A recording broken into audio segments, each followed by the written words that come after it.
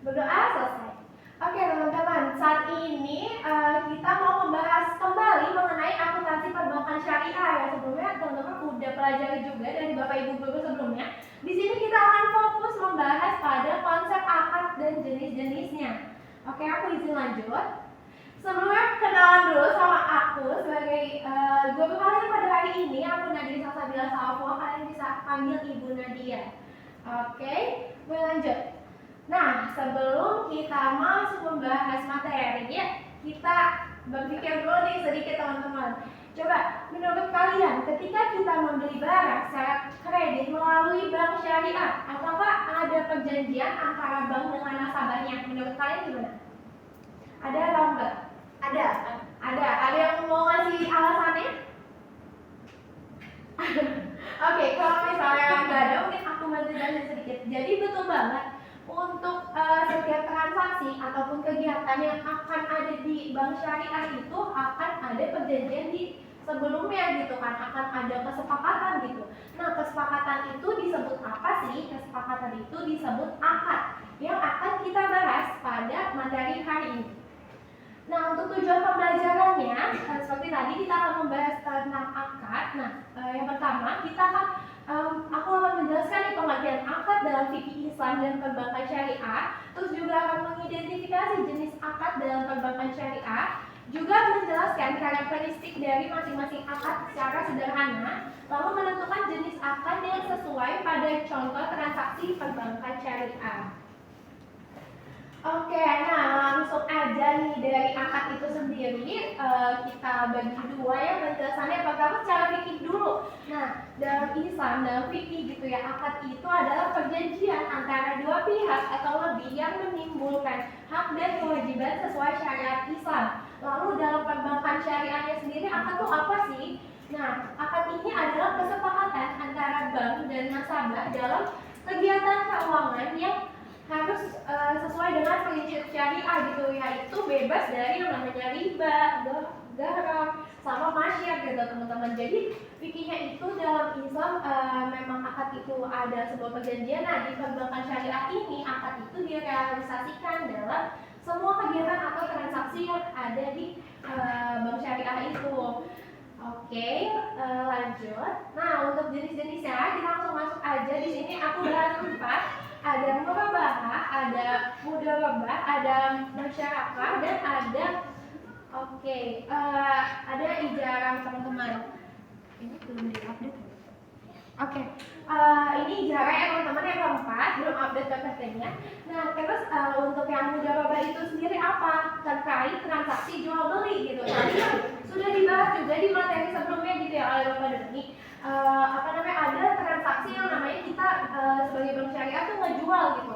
Nah, terus kan akan ada keuntungan yang kita dapetin. Nah, di situ tuh kita kasih tahu ke si customer ya gitu, benar-benar dia transparansi kalau di bank syariah tuh kayak gitu.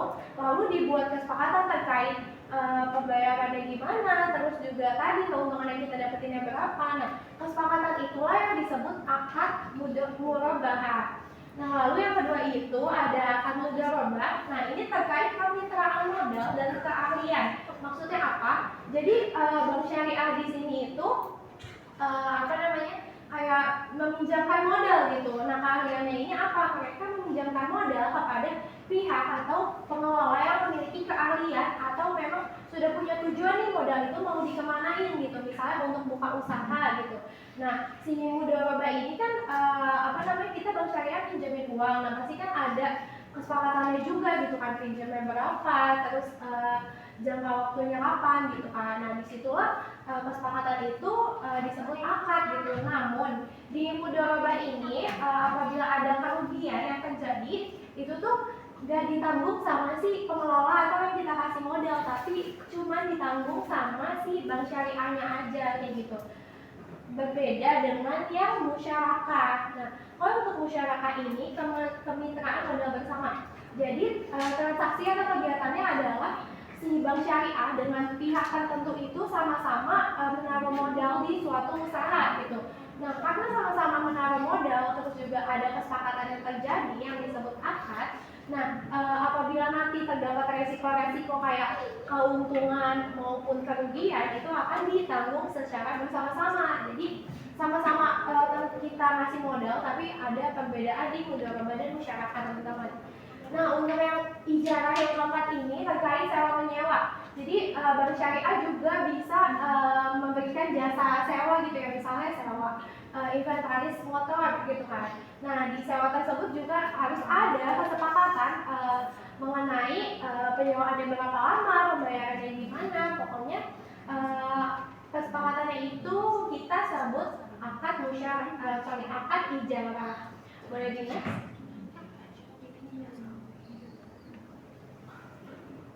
Oke, nah teman-teman, sekarang kita coba pasangin ya, ini karakteristiknya yang lebih detail, teman-teman tadi lupa. Lalu aku udah kasih contohnya juga, jadi kita pasangin bareng-bareng ya teman-teman.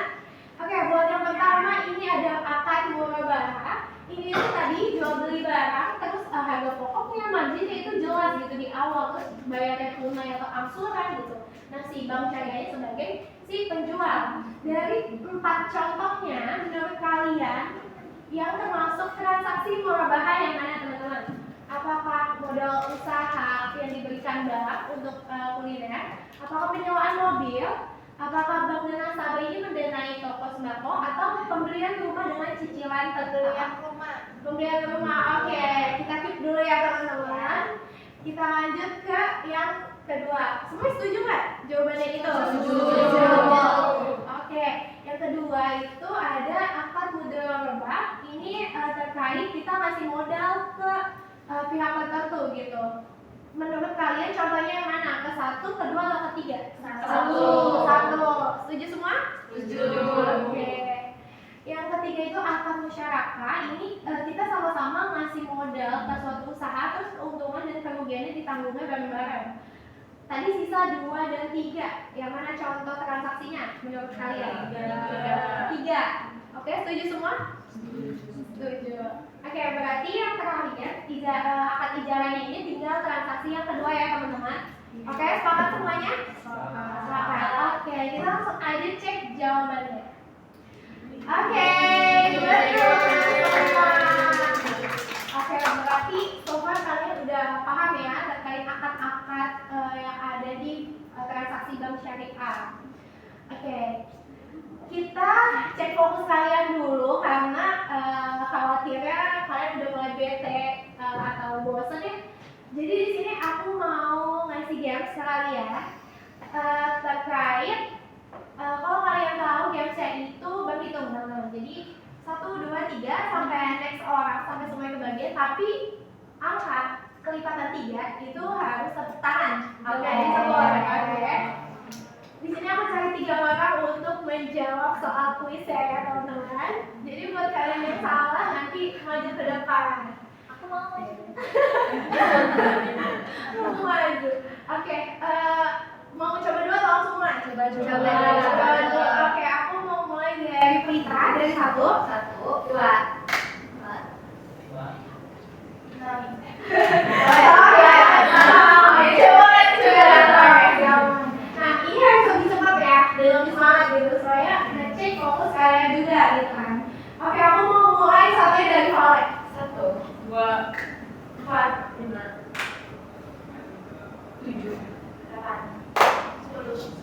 Oke, terus masih fokus ya? Fokus banget. Ayo ini lebih cepat ya teman-teman. Sekarang kelipatan 4. Mungkin ini kita coba lebih cepat guys. Oke, dari kita 1, 2, 3, 5, 6, 7, 9.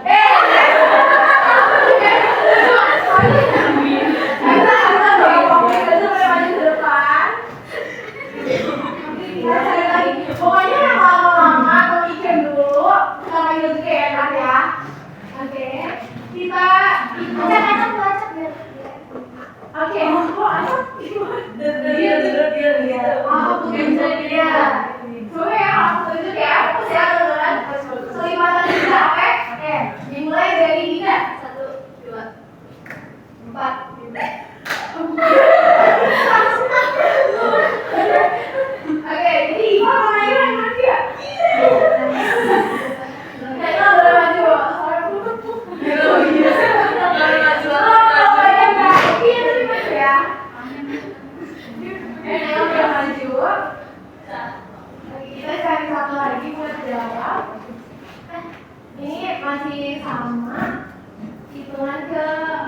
nih.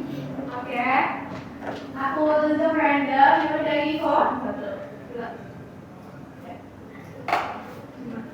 6, 7, 9. Oke. Aduh, susah ya. Kalian fokus. Sekali lagi hitungan 3. Terus beberapa kali aja ya. Cepat ya, nggak boleh mikir atau diam dulu. Oke, dimulai dari peta 1, 2, 4, 5, 6. Oke, kita dapat.